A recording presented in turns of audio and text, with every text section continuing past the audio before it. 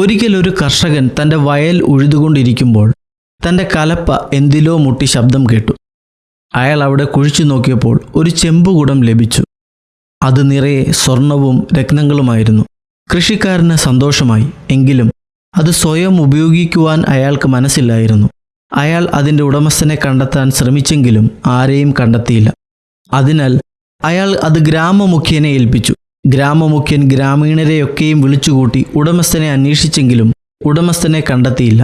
തന്മൂലം എല്ലാവരുടെയും സാന്നിധ്യത്തിൽ ഗ്രാമമുഖ്യൻ ആ കുടം കർഷകന് തന്നെ സംഭാവന ചെയ്തു. കൃഷിക്കാരന് അതും സന്തോഷം. പക്ഷെ അതിലുണ്ടായിരുന്ന നിധി സ്വന്തം ആവശ്യത്തിന് ഉപയോഗിക്കുവാൻ അയാൾക്ക് സമ്മതമായിരുന്നില്ല. പകരം ആ ഗ്രാമത്തിലുള്ള ദരിദ്രർക്കും അനാഥർക്കും വയൽ വാങ്ങുന്നതിനും ഭവനം നിർമ്മിക്കുന്നതിനും കുഞ്ഞുങ്ങൾക്ക് സ്കൂൾ ഉണ്ടാക്കുന്നതിനും രോഗികൾക്ക് ആശുപത്രി പണിയുന്നതിനും അത് അയാൾ ഉപയോഗിച്ചു.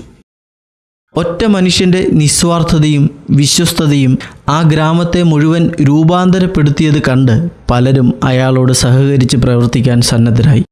എങ്ങനെയും കൂടുതൽ സമ്പാദിക്കണമെന്ന വ്യഗ്രതയാണ് ഇന്ന് മിക്കവരിലും കാണപ്പെടുന്നത്.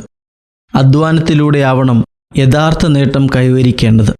അധ്വാനിക്കാതെ സമ്പത്ത് വർദ്ധിപ്പിക്കുവാനാണ് ഇന്നത്തെ അധ്വാനം. സമ്പത്തിന് യാതൊരു കുറവും വരരുത്. ലോട്ടറികളോടും സൗജന്യങ്ങളോടുമുള്ള അമിത താൽപ്പര്യവും ഈ വസ്തുത വെളിപ്പെടുത്തുന്നതാണ്. ആകയാൽ ദൈവം നമ്മെ ഏൽപ്പിച്ച അനുഗ്രഹങ്ങൾ സമൂഹത്തിൻ്റെ നന്മയ്ക്കായി വിനിയോഗിക്കുവാൻ വിശ്വസ്തരായിരിക്കാൻ നമ്മെ തന്നെ ദൈവകരങ്ങളിൽ നമുക്ക് സമർപ്പിക്കാം.